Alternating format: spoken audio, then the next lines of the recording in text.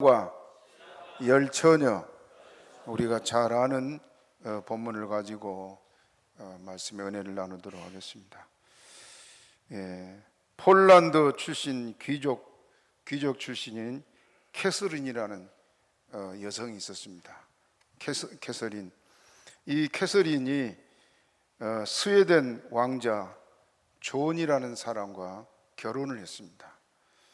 그런데 형제간의 권력 다툼이 휘말려서 남편인 존이 동생인데 존이 형 에릭 왕에게 이제 그 감옥살이를 명령을 받고 평생 동안 감옥에 살게 되었습니다. 에릭이라는 형 국왕이 적어도 살아있을 때까지는 감옥에서 살아야 됐던 것이 동생 존입니다. 이 소식을 전해들은 이 캐서린이 왕궁으로 갔습니다. 스웨덴 왕궁에 가서 왕을 뵙고, 폐하, 저를 제 남편과 함께 감옥으로 보내주십시오. 그렇게 말하니까 왕이 대답하기를, 캐서린, 그대의 남편은 평생 동안 다시는 햇빛을 못 보게 되네. 그대는 그것을 알고 그런 간청을 하는가? 하고 엄하게 말했습니다. 그럴 때 이 캐서린이 하는 말이, 폐하, 잘 알고 있습니다.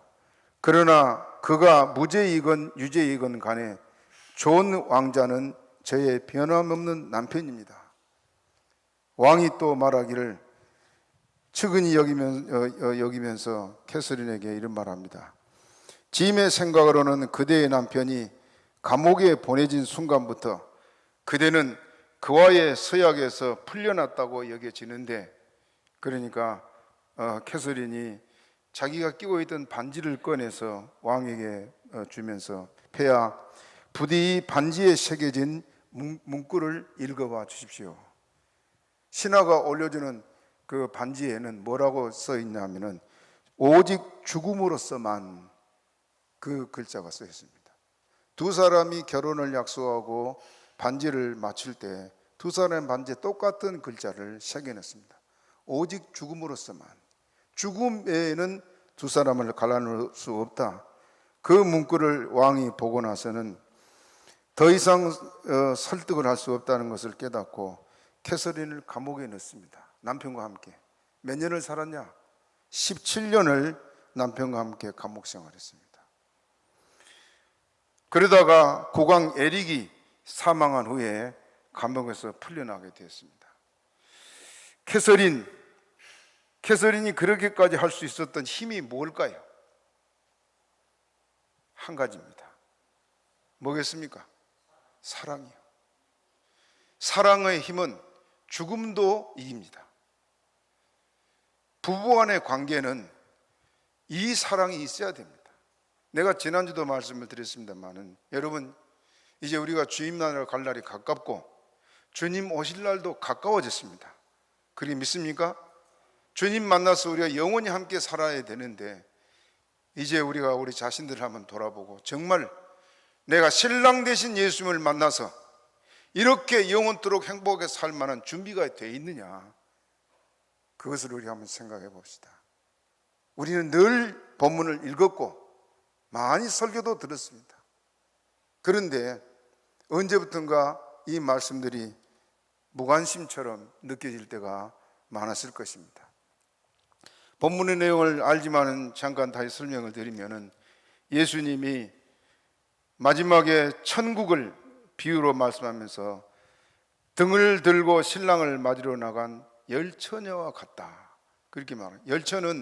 열처녀는 결혼한 사람은 한 남자와 한 여자인데, 여기 열처녀를 말하는 것은 예수를 믿는 모든 사람을 가리켜서 말하고 있습니다. 5은 미련하고 5은 슬기가 있었다. 그래서 열처녀의 손에 다 뭐가 있었다 그랬어요? 열처녀가 다 등을 들고 있었다. 등이 뭐냐? 등이 뭐겠어요? 믿음입니다. 믿음. 우리가 예수를 만나는데 꼭 필요한 것 첫째가 뭐예요? 믿음입니다. 믿음이 없이는 주를 만날 수가 없잖아요. 믿음의 등을 다 들었어요. 그런데 슬기 있는 다섯 처녀는 등에 기름을 매일매일 채웠고, 등에만 아니라 그릇에도, 이제 잔치가 시작되면 그 등에 기름이 떨어져 가면 또 부어야 되니까 그릇에도 기름을 가득 채워놓고 신랑을 기다렸다. 그런데 불을 꺼놓고 기다렸을까요? 켜놓고 기다렸을까요? 켜놓고 기다렸죠. 그러니까 기름은 매일 준비를 해야 되는 거예요. 매일. 이해됩니까? 그래서 다섯 처녀는 매일 기름을 점검하고 기름을 채워놓고 또 그릇에 기름을 채우고. 왜? 신랑이 언제 올 줄 모르니까. 그렇게 많은 날들을 지나갔습니다. 그 신랑이 더디옴으로 다 졸며 잘세 그랬습니다. 금방 오실 것 같은 신랑이 원래 안 오고 세월이 막 흘러가고, 그러니까 마음들이 풀어지는 거예요. 마음들이 둔해지는 겁니다. 그래서 미련한 다섯 처녀는, 미련한 다섯 처녀도 처음에는 등을 준비하고 기름을 채워놓고 주님 곧 오신다 했죠. 그런데 세월이 가고 뭐 그래도 오시진 않고, 그러다 보니까 당장 세상은 살아야 되고, 그러니 어디에 눈을 돌리겠습니까? 세상 일에 눈을 돌리죠. 그래서 돈 벌고 성공하고 잘되는 그 일에 늘 마음을 쓰고 이렇게 살다 보니까 자기도 모르게 등에 기름이 다 떨어져, 완전히 떨어지지 않았어요. 이게 불도 꺼지기 직전 상태가 됐단 말이에요. 이 미련한 다섯 처녀의 모습이에요. 슬기로운 다섯 처녀는 기름을 준비해 놓고 극과 극의 상 아니에요. 그러다가 어느 날 갑자기 도적같이 오신다는 말씀대로 어느 날 갑자기 신랑이 와서 신랑이 왔다 맞으러 나와라 그랬단 말이에요. 자, 그것을 성경의 다른 말로 뭐라고 말하냐면, 천사들이 예수님이 공중에 재림할 때 천사들이 나팔을 빰빠바 불면서 신랑이다 나와라 하고 명령할 거라. 요한계시록으로 뭐라고 나오냐? 따라합시다. 내 백성아 거기서 나오라 그렇게 명령하세요. 그러면 죽었던 사람들이 먼저 부활해서 올라가고 우리 살아남은 사람도 들림받아 올라가는데, 그 중에 슬기로운 사람만 들림받아 올라간다. 준비된 사람만. 오늘 이것이 우리에게 중요합니다. 지금 우리는 여러분 이 마지막 세대를 살고 있잖아요. 그런데 그 마지막 세대의 성경은 뭐라고 말하냐? 따라합시다. 평안하다, 안전하다 할 그때에. 지금 너무 좋잖아요. 옛날같이 배고파서 맨날 허덕이고 산 것도 아니고, 돈이 없어서 쩔쩔맨 것도 아니고, 맨날 우리가 억울한 일 당하고 핍박을 당하고 그런 것도 아니고, 그러니까 우리들이 점점 더 영이 어두워지고 잠들어가고 그런 상황이 있습니다. 그래서 13절 마지막에 뭐라 하냐? 따라합시다. 그런즉 깨어 있으라 이렇게 주님께서 말씀하고 있습니다. 자, 이 말씀을 우리가 좀 더 깊이 있게 살펴보도록 하겠습니다. 1절 같이 읽어봅니다. 시작. 그때 천국은 마치 등을 들고 신랑을 맞으러 나간 열 처녀와 같다 하리니. 그때가 언제예요? 그때는 예수님 공중에 재림할 때란 말입니다. 그것이 도적같이 오신다. 언제? 다시 따라합니다. 평안하다, 안전하다 할 그때. 살기 좋다, 너무 좋다, 세상이 너무 좋다, 그리고 세상에 마음을 두고 세상의 즐거움에 빠져서 살 때란 말입니다. 만약에 우리에게 핍박이 심하고 또 극한 가난 속에서 허덕이고 또 질병으로 고통당하고 세상에 조금도 미련을 들 수 없는 그런 환경에 있다면 그 사람은 어디를 생각해요? 천국 생각하죠. 저렇게나 주님 언제 오시나, 언제 우리가 괴로운 세상 떠나 주님 나라를 갈까 그럴 텐데, 평안하다 안전할 때 언제나 너무 살기 좋으니까 걱정할 일이 없으니까, 그래서 하늘에 마음을 두고 산 게 아니고 주님 만날 걸 고대한 게 아니고 땅의 것에 마음을 두고 사는 그 생활로 우리가 어느 순간 변해져 있다. 변해져. 내가 그렇게 되려고 한 것도 아니고. 이해됩니까? 지금 우리는 그때를 살고 있어요. 평안하다 안전하다. 주님 곧 오시기 직전이. 그래서 마태복음 24장 44절에 이러므로 너희도 예비하고 있으나 따라합시다. 생각지 않은 때에 인자가 오리라. 예수님의 재림을 신학자들의 용어로 두 단계로 나눕니다. 예수님 재림을 따라합시다. 공중 재림, 지상 재림, 두 가지예요. 예수님 공중의 재림에서 내 백성아 나오라 그러면 들림받아 올라갈 사람이 있습니다. 그들이 1000년 동안 공중에서 혼인잔치한다. 요한계시록에 나와요. 주님과 더불어 1000년 동안 왕노릇하고 혼인잔치. 혼인잔치는 지난주도 말씀드렸지만 일생에 제일 행복한 날이 어느 날이라고요? 결혼한 날이죠. 왜 행복하다 그랬습니까? 잊어버렸습니까? 결혼식 한 날이 제일 행복한 이유가 내가 사랑하는 사람을 만나고 그 사랑하는 사람과 함께 살게 되기 때문이에요. 뭐 때문이라고? 사랑이에요, 사랑. 그래 행복한 거예요. 그런데 예수님 공중에 재림해서 들림받아 올라간 사람은 몇 년 동안? 1000년 동안. 1000년 동안, 1000년 왕국 시대라 그렇게 말하는데 1000년 동안 공중에서 혼인잔치, 매일매일이 혼인잔치 같은 행복한 날을 그렇게 보내게 됩니다. 그런데 비해서 땅에 남아있는 사람들에게는 어떤 일이 일어났냐, 이따 살펴볼 겁니다만은 무서운 환란이 있습니다. 7년대 환란. 그런데 인류 역사에 전무후무한 환란이 7년대 환란. 여러분 과거의 중세시대에요, 천주교가 악한 일을 많이 했잖아요. 그래서 요한 바로 2세가 교황은 사과를 안 합니다. 왜 사과를 안 하냐면 자기가 하나님이니까. 그런데 요한 바로 2세는 세계 앞에 사과를 했어요, 공식적으로. 뭐 때문에? 중세시대, 그 종교 암흑기 시대에 여자들을 신부들의 눈에 좀만 거슬리면 마음에 안 들면은요, 뭐랍니까, 여자들? 마귀처럼 그 여자들을 잡아다가 죽이고 한, 뭐라 그래요? 마녀라고 해서 죽이는데 그 고문틀이 너무너무 잔인합니다. 너무너무 잔인해. 그런 일들을 역사가 기록하고 있고, 그때 당시 죽은 사람이 5천에서 6천만 정도 죽었다 그래요. 참 잔인하게 죽였죠. 그런 고문틀이 세계에 정치하는 사람들도 그렇고 그런데 마지막 7년 대환란 때 있을 이 고문은 전무후무하다. 전에도 없고 후에도 없을 그런 고문과 고통을 우리가 당하게 될 것이다.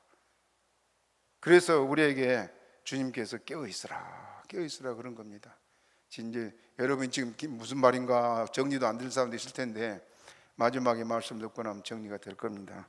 자, 그래서 이제 주님께서 공중의 재림함과 지상 재림은 이제 최후 심판을 하기 위해서 재림하실 때를 가리켜 말하고 있습니다. 천국은 마치 등을 들고 신랑을 맞으러 나간 열처녀와 같다 하리니, 천국에 들어가려면 우리가 반드시 믿음의 등을 들여야 된다 그랬습니다. 열처녀와 같다 하리니, 열처녀는 예수를 믿는 모든 사람들이고 예수님의 재림을 기다리는 성도들입니다. 여러분 예수님 다시 오실 걸 기다리지요? 저도 그렇습니다.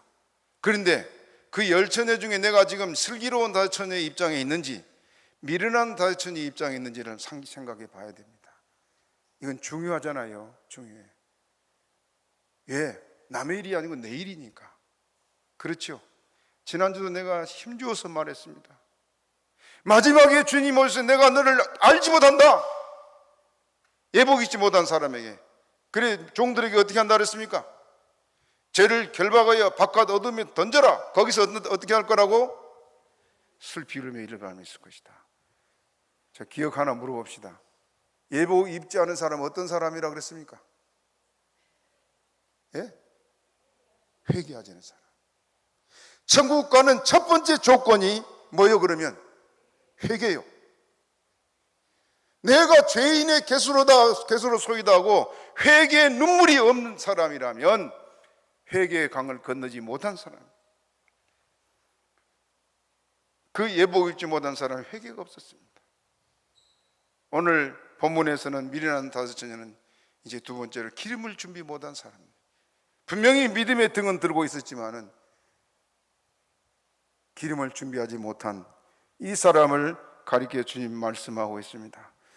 예수님을 기다린다고 우리가 여러분 처음에 예수를 믿고 종말에 대한 말씀을 듣고 또 예수님 재림할 걸 말씀드릴 때 기가 번쩍 뛰었지요.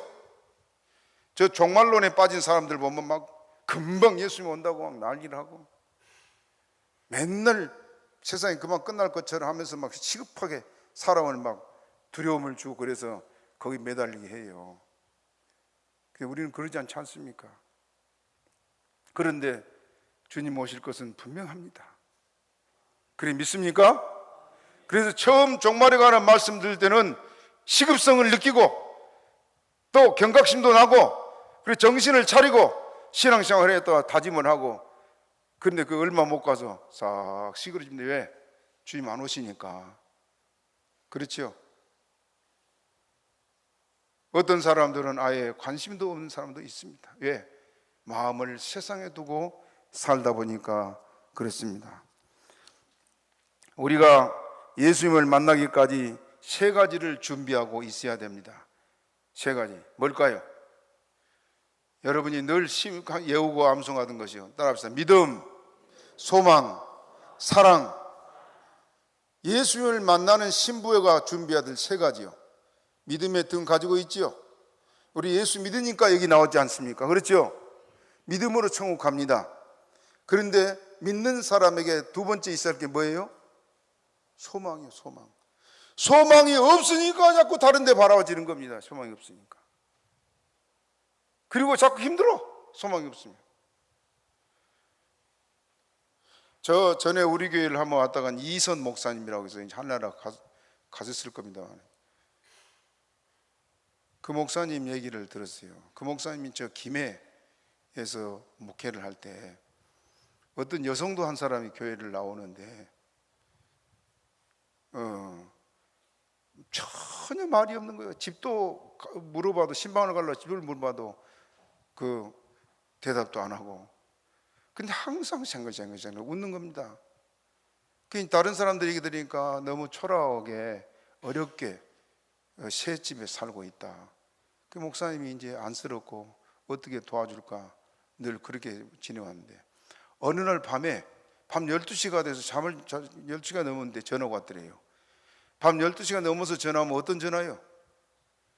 위급한 전화요. 그 목사가 아주 긴장을 하게 되고 얼마나 걱정이 되는지 몰라요. 전화가 와서 그 떨리는 마음으로 전화를 들고 여보세요 그러니까 한참 있다가 목사님, 예, 무슨 일 있습니까? 내일 저희 남편 온대요. 아, 얼마나 기가 막혀요. 그래 한숨을 푹 쉬고, 그런데요, 공항에 좀 같이 나갈 수 있겠어요? 그 말을 그 밤중에 할 게 뭐예요? 그래서 그 목사님이 알았다고. 그 다음날에 이제 공항에 갔습니다. 그래서 자기 생각할 때, 목사님 생각할 때는 여자가 얌전하고 그러긴 하지만 너무 가난하게 사니까 그 중동에 갔다 온 그 노동자나 되나 보다. 한참 옛날 중동 갔잖아요. 그 공항에 가서 이제 중동에, 그때 막 중동에서 일하고 들어온 사람이 막 들어오는, 많은 들어오는데 그런 사람은 쳐다보고 있는 겁니다. 목사님은 어떤 사람인가. 그런데 갑자기 군복을 입은 장교가 오더니 충성하고 인사를 격려를 하더니, 그래서 누구시냐고.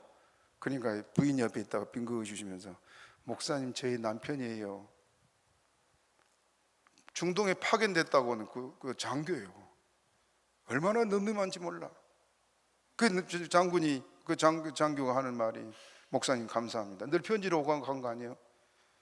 제가 외국에 나와서 오래 있으면서 아내를 걱정했는데 교회에서 이렇게 목사님 신앙생활하면서 잘 지켜주셔서 가정도 걱정 없이 이렇게 했다는 말 듣고 목사님께 감사했습니다. 제가 고기에 돌아온 꼭 목사님께 식사를 대접해야겠다 결심을 했습니다. 그랬다 그래요. 그 여자가 형편을 봐서는 날마다 인상 찡그리고 남편에 불평하고 그래야 할 텐데 왜 이렇게 싱글벙글해요? 소망이 있으니까. 남편은 장교고 곧 장군이 될 사람이고, 그러니까 행복한 겁니다. 예수님이 우리가 왜 행복하냐? 뭐가 있으니까? 소망이 있어서. 우리가 지금 비록 힘들고 어렵게 살아가지만은 누가 와요?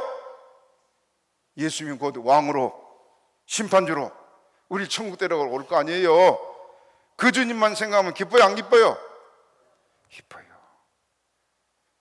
그게 소망을 가지고 사는 성도의 생활이에요. 육신의 생활은 너무 힘들어도 주님 오실 것을 생각하면 너무 행복해. 그러니 누구만 바라보고 살아요? 예수님 바라보고 살 수밖에 없어요. 그게 소망의 믿음입니다. 낮에나 밤에나 불러봅시다. 낮에나 밤에나 눈물 내 주님 오시기만 고대합니다. 가실 때 오마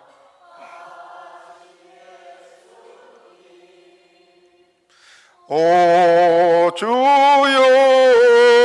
언제나 오시렵니까?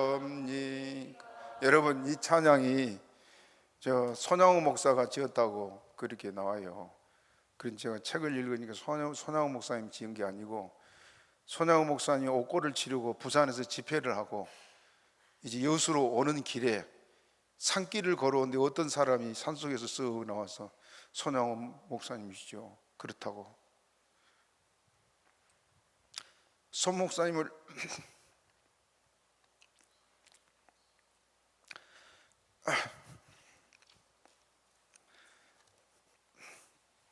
이 사람이 손 목사님을 붙들고 한참을 울더니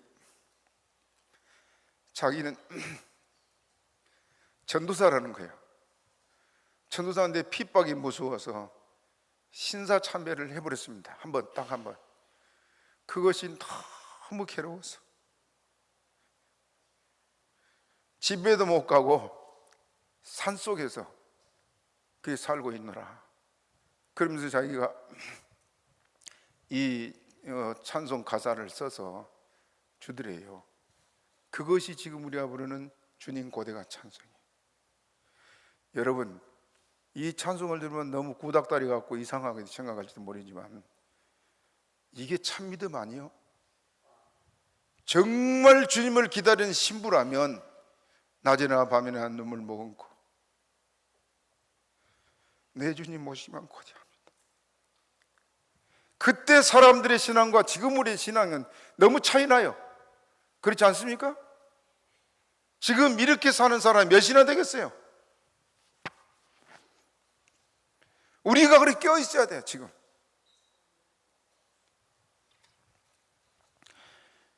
신랑을 맞을 사람 세 번째는 사랑이요. 사랑. 내가 사랑을 지난주도 이번주 얘기합니다만은 신부가 신랑 사랑하지 않으면 어떻게 삽니까?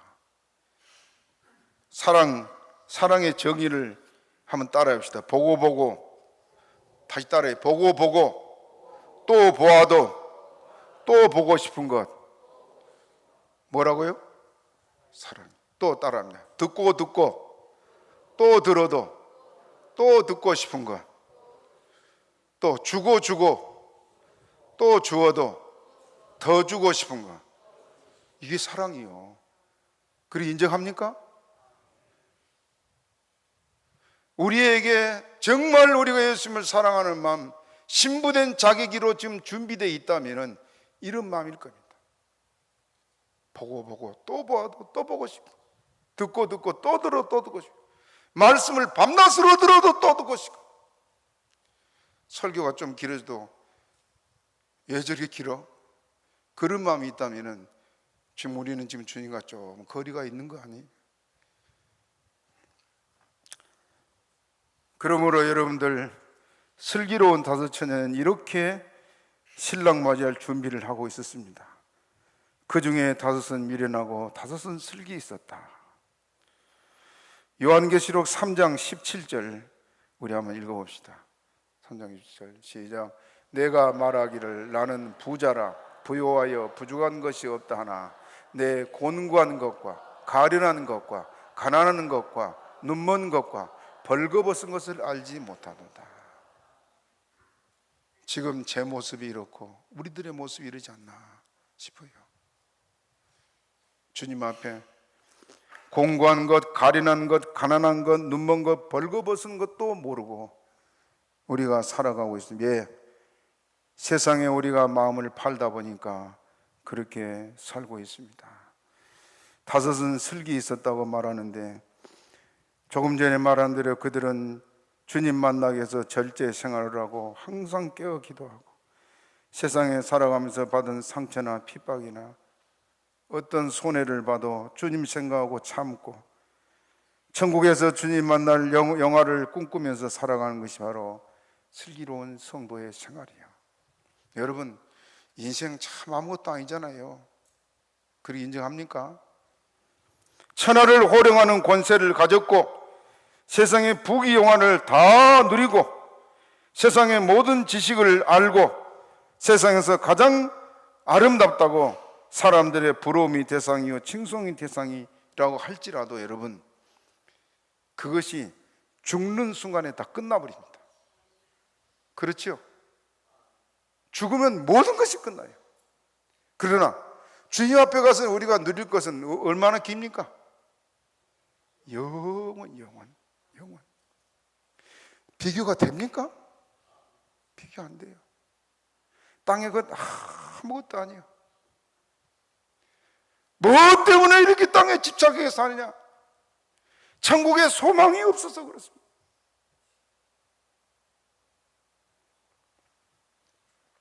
주님 나라 바라봅시다. 저는 지금 덤으로 사는 인생이기 때문에 주님 오늘 데려가도 저는 조금도 뒤돌아볼 거 없습니다. 늘 주님 나라 고대하고 있어요. 이제 그리 기도하고 있어요. 지금도 내가 사명이 끝났으면 데려가 주세요. 찬양의 물결 2장 허사가 1절 2절만 우리 불러봅시다. 세상 만사 살피니 참헛되구나 부귀 공명 장수는 무엇하리요 고대 광실 높은 집 문전 옥탑도 우리 한번 죽으면 일장의 춘몽 인생 일기 북망산 불기 객대니 일배 황토 가령고 가히 없구나 솔로몬의 큰 영광 옛말이 되니 부귀영화 어디가 자랑해볼까.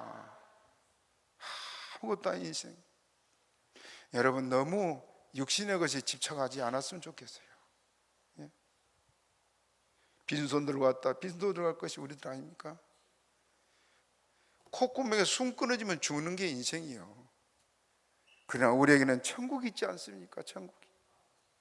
신랑 대신 예수님이 우리를 기다리고 있지 않습니까? 그 생각하면 가슴이 벌렁벌렁하고 행복할 수밖에 없어요.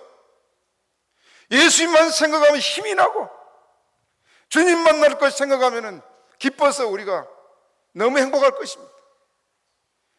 예수 믿는 성도에게 이것이 없다면 내가 지금 미련한 다섯 처녀 같은 사람일 것이에요. 미련한 자들은 등을 가지되 기름을 가지지 않았다, 그렇게 말하고 있습니다. 세상의 일에는 이 사람 미련한 사람들을 보게 되면은 오히려 세상 일에는 지혜롭고 밝았을 거라고 생각이 돼요. 재물을 모으고 성공을 꿈꾸고 모든 관심이 땅의 것에 집중해 있는 그런 사람들의 삶이요.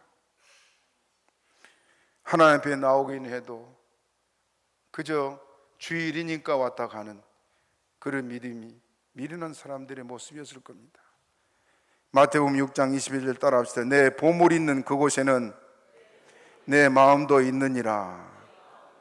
맞지요? 여러분 생각합시다. 집에 지금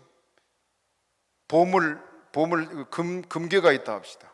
아니면 5억의 현금을 집에다 지금 감춰놓고 집을 나갔어요. 마음이 어디 있을까요? 잠시도 못 잊어. 도저히 들지 않나. 그렇죠? 사람을 만나든지 직장을 가든지 어디를 가든지 마음은 거기에 있어. 뭐가 있으니까? 보물이 있으니까. 우리들이 예수님이 보물이고 천국이 보물이라고 생각하면 어디에 마음이 있어야 됩니까? 천국이요. 예수님이요. 그것이 내가 지금 슬기는 다섯천인지 미련한 다섯천인지 그걸 구별할 수가 있습니다. 인간의 값어치를 이 학자들이 밝힌 걸 보았습니다. 사람이 백치가 되지 않고 살 수 있는 것이 무엇 때문이냐? 백치. 우리 목구멍에 갑상선 있죠? 갑상선에 옥소 호르몬이라는 것이 있는데 그것이 아주 소량이 돼요. 소량. 값으로 따지면은 한 200원어치 정도 납니다. 그런데 그것이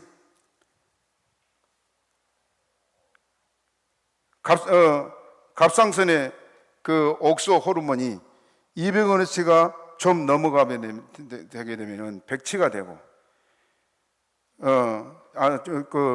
200원어치가 제거되면은 백치가 되고, 200원어치를 늘리면은 심장이 뒤틀려서 목숨을 잰다 그래요. 겨우 그 200원어치가 우리를 정신병원으로 격리시키기도 하고 영안실로 격리시키기도 할 수 있다. 200원어치 옥소 호르몬. 인생살이에서 그렇게 뽐낼 일도 아웅당하고 살 일이 아니라 참 우리가 실소를 하지 않을 수가 없습니다. 미국의 일리노이 대학 해부학 교수 할리 몬센 박사가 사람을 분석을 했습니다.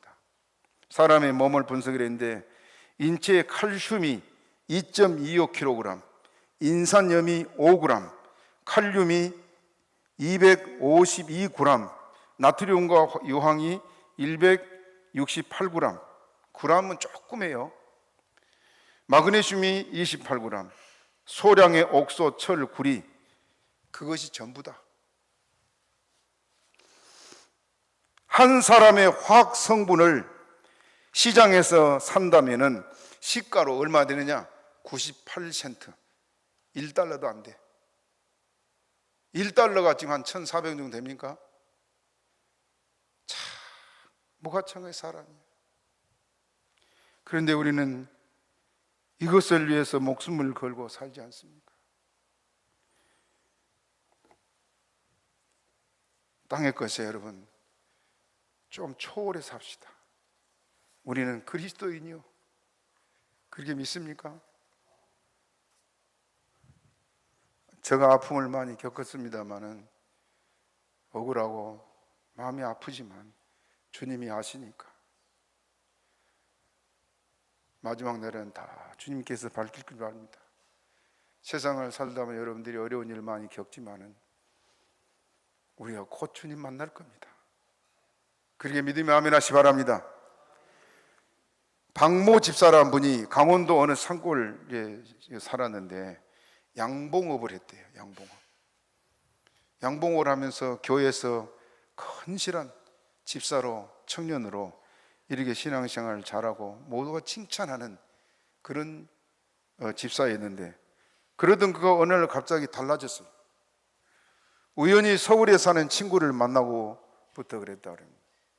집 한켠에다가 조그만 기구를 마련해 놓고 그때부터 가짜 토종꿀을 만들기 시작했어요. 한참 토종꿀이 전국에 막 유행을 하고 선물하면 토종꿀 그렇게 했어요.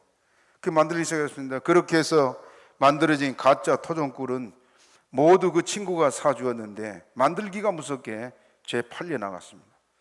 박 집사는 얼마 안 가 큰 돈을 벌었고 이 박 집사는 점점 사는 것이 신이 났습니다. 그렇게 해서 번 돈으로 누구보다 많은 액수의 11조를 헌금을 드렸고 물질 축복 많이 내려주신 하나님께 감사하다고 그에게 감사 헌금, 선교 헌금 아낌없이 바쳤습니다. 처음엔 약간의 가책이 있더랍니다. 마음을 이 가책이 마음을 누르기도 했지만은 어느새 그런 생각이 사라져 버렸는데 오히려 축복 많이 받고 헌금 많이 하게 된 것을 자랑하면서 살았습니다. 다만 한 가지 늘 마음에 걸리는 거 있었습니다. 뭐냐? 경찰에만 붙잡히지 않게 해 주옵소서. 그가 그렇게 하고 살아도 아무렇지 않은 것은 남들도 모두 그렇게 살아간다는 것을 들었기 때문이다. 박 집사는 그 후에 이상한 일이 있었습니다. 무슨 일이냐면 한번 자다가 꿈을 꿨는데 예수님이 꿈에 천국을 가서 예수님이 자기에게 금면류관을 씌워주더랍니다. 근데 금면류관이 뭐냐? 풀잎으로 만든 풀잎으로 만든 금면류관을 씌우면서 예수님이 하신 말씀이 너는 세상에 살 때 가짜로 돈을 벌고 가짜로 헌금을 하였으니 가짜 면류관을 받는 것이 당연한 일이다. 아주 준엄한 말씀을 눈을 부릅뜬 주님께서 그를 보고 꾸짖더랍니다. 깜짝 놀래 눈을 뜨니까 꿈이요. 그냥 몸에 식은땀이 푹 나면서 그대로 일어나서 통곡을 하고 회개했습니다. 새 사람이 됐어요.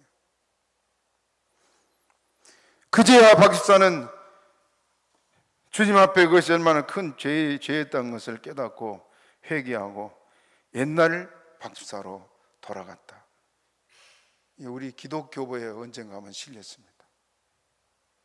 실제 있었던 일. 빌립보서 3장 18절 19절 한번 읽어봅시다. 시작. 내가 여러 번 너에게 말하였거니와 이제도 눈물을 흘리며 말하노니 여러 사람들이 그리스도 십자가의 원수로 행하느니라.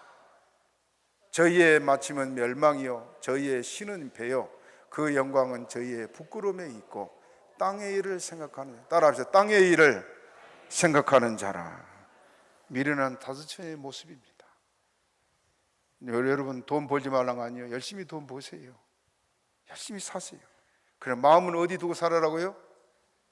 주님이요. 주님 만날 것 생각. 천국의 영광을 생각을 잠시도 잊지 않기를 바랍니다. 내 보물 있는 곳에 내 마음도 있느니라. 주님 말씀하고 있습니다. 내 보물이 천국에 있느냐 땅에 있느냐.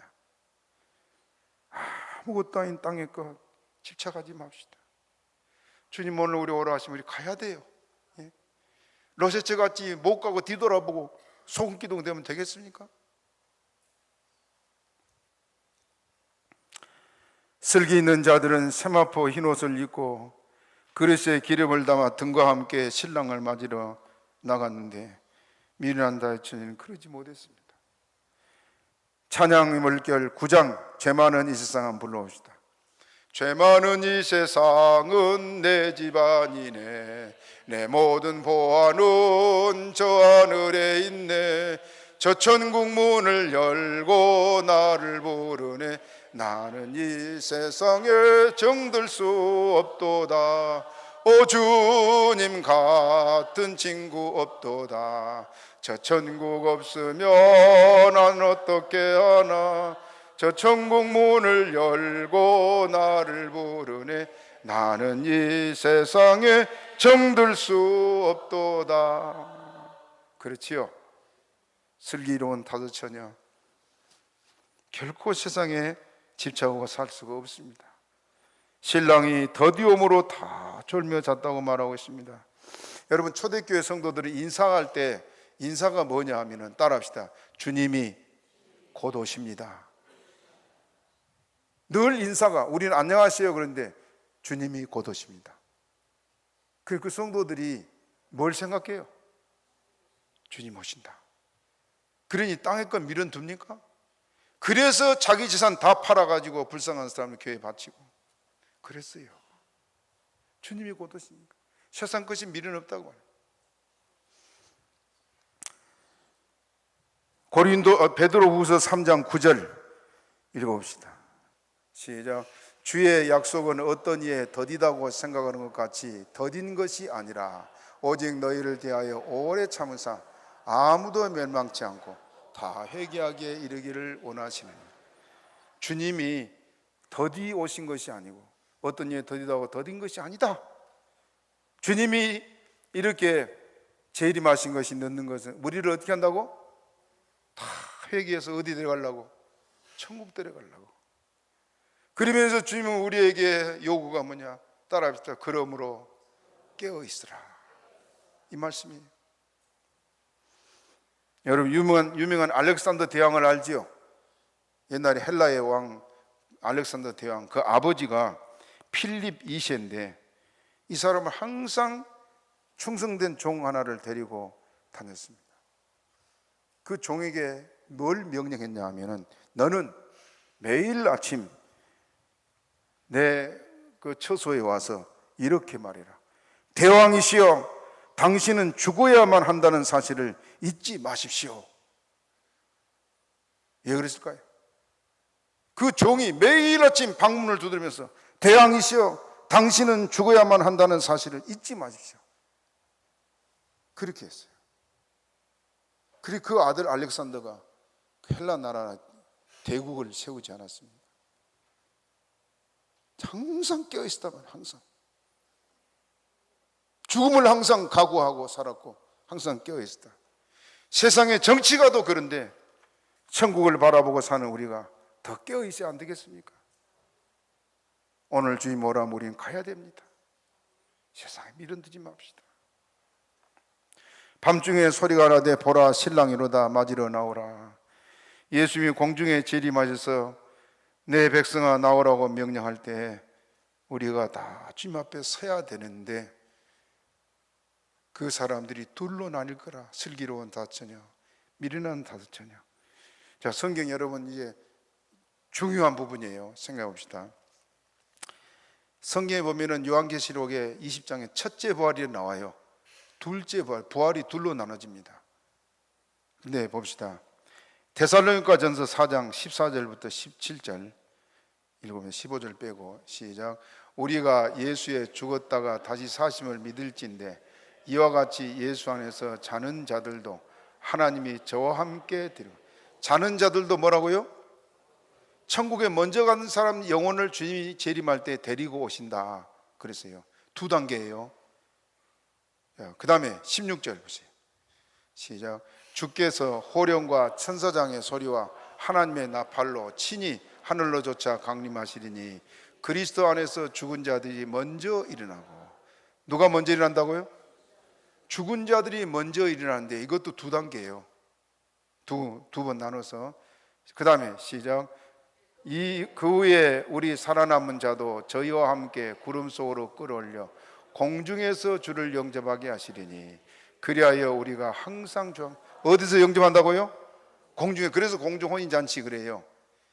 우리 살아남아 있는 자도 그 살아남아 있는 자 중에 변화돼서 올라갈 사람이 있고 땅에 떨어질 사람이 있어요. 그것이 혼인잔치예요. 그 다음에 또 읽어봅니다. 요한계시록 20장 4절 5절 읽어봅니다. 시작. 또 내가 보좌들을 보니 거기 앉은 자들이 있어 심판하는 권세를 받았더라.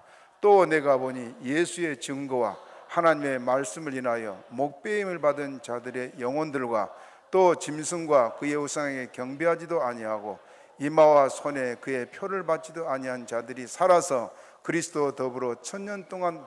자, 중요합니다. 여기 첫째 부활, 좀 이따 첫째 부활 나올 거예요. 첫째 부활에 참여한 자들이 누구냐? 첫째, 예수의 증거, 하나님의 말씀을 해서 뭐 한 사람? 순교한 사람, 목배임을 받은 사람, 순교한 사람. 그 다음에 영혼들과 그 또 짐승과 그의 우상에 뭐 하지 않은 사람? 경배하는, 우상 숭배 안 하고 끝까지 믿음을 지켰다고. 과거에 우리나라 그 초대교회 성도들 가운데 믿지 않은 그 시아버지 같은 경우에 막 며느리를 패고 난리라고. 그래도 굳이 믿음을 지켜 그런 사람들이요. 그 다음에 짐승과 경배하지 않냐고 이마와 손에 표를 받지 아니한 자들이 뭐해서 살아서 1000년 동안 왕들이네. 그 다음에 봅니다. 시작. 그 나머지 죽은 자들은 그 천년이 차기까지 살지 못하더라. 이는 첫째 부활. 그 나머지 자들이 누구냐? 천국에 가 있는 사람들이에요. 예수님이 먼저 데려온 사람이 누구냐? 이렇게 목배에 순교한 사람들, 믿음의 정절을 지켰던 사람, 천년 동안 왕노릇할 것이다. 그게 첫째 부활이다. 그 다음에 이제 둘째 부활, 최후 심판 때는 다 같이 부활하게 됩니다. 자, 그 다음에 우리가 들림받아 올라간 휴거라고 말하는 것을 봅니다. 고린도전서 15장 51절 52절 읽으면 시작. 보라, 내가 너희에게 비밀을 말하노니 우리가 다 잠잘 것이 아니요 마지막 나팔에 순식간에 호련이 다, 따라하시죠. 마지막 나팔에 순식간에 호련이 다 변화하리니. 죽은 자들은 먼저 부활하고 우리 살아남은 자 중에 마지막 나팔을 공중에서 빰빰빰 내 백성아 나와라 그러면은 순식간에 어떻게 된다고요? 변화돼. 그 변화된 모습을 우리는 몰라요.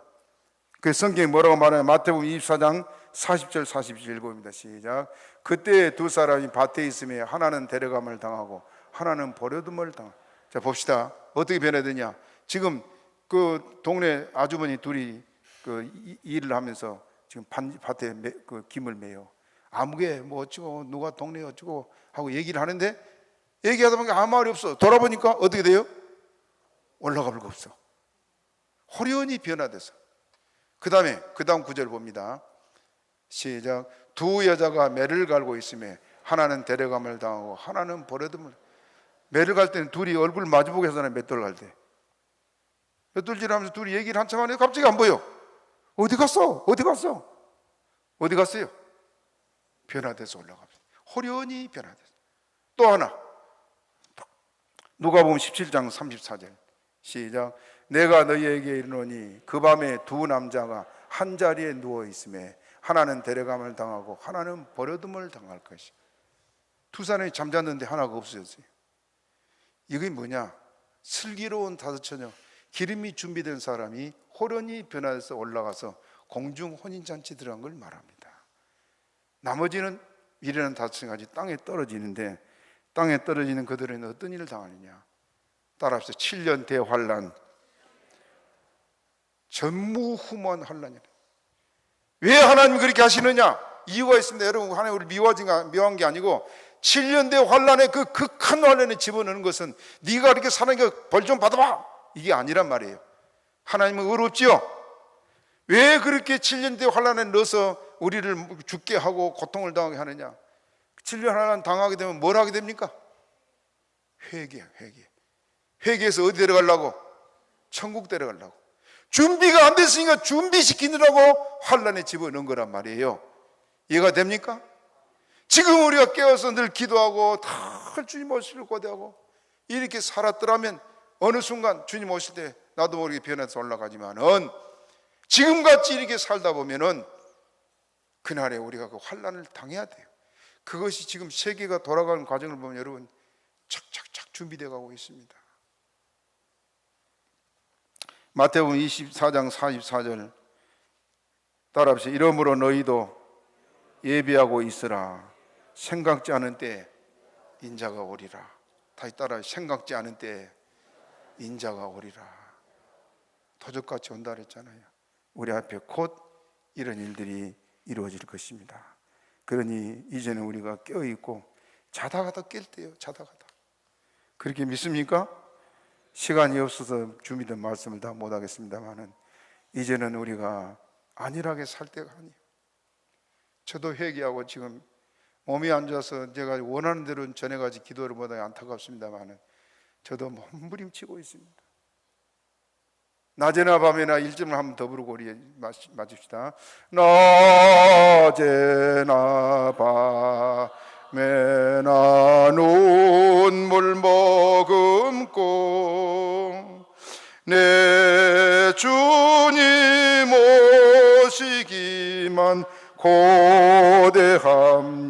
고대합니다.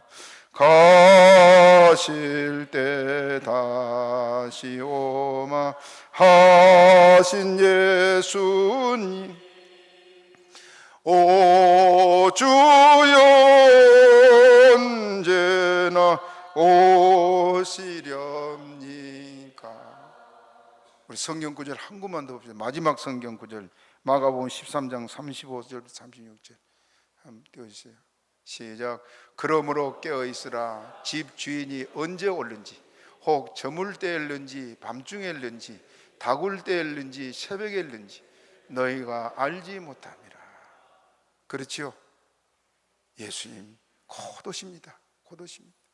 너무 땅에 것에 집착하지 말고 땅에 미련 두지 말고 주님 만날 걸 고대하고 소망 중에 승리하기를 축복합니다. 다 같이 말씀 생각으로 주여 주여 세 번 하기도 합니다. 주여